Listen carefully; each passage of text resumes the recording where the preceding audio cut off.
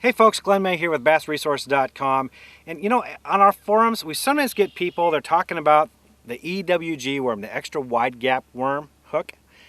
And they say that because that hook point is in line with the shank, that they don't have much confidence in it. They feel like they don't get hooks, they don't get hook sets on it, they don't hook the fish, they lose a lot of fish on it.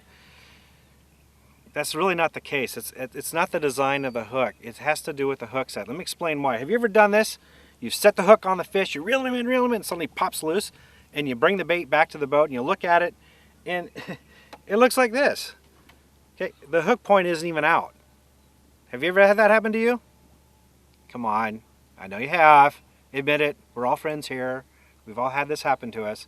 Okay, what happens is when you set up on the hook, a fish, his mouth is really strong and he sucks in that whole bait, he closes his mouth, and if you pull on the hook set or you don't give him a hard enough hook set, that bullet sinker, it hits right up inside his mouth and that hook never has a chance to penetrate in his jaw.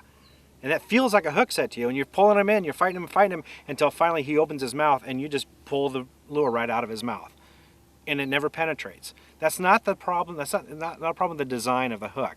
It's with the hook set. So what you need to do, first of all, when you're Texas rigging, point your rod tip at least at the 9 o'clock position, if not lower. Point it no more towards the water, like a 7 o'clock position.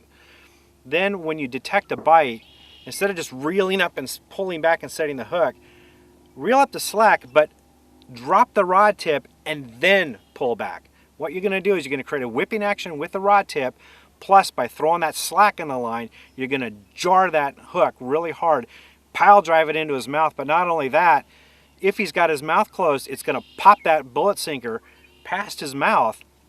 He still has his mouth closed because it's in an instant. He's going to clamp down right here, and guess what? That hook pops out and goes right into his jaw.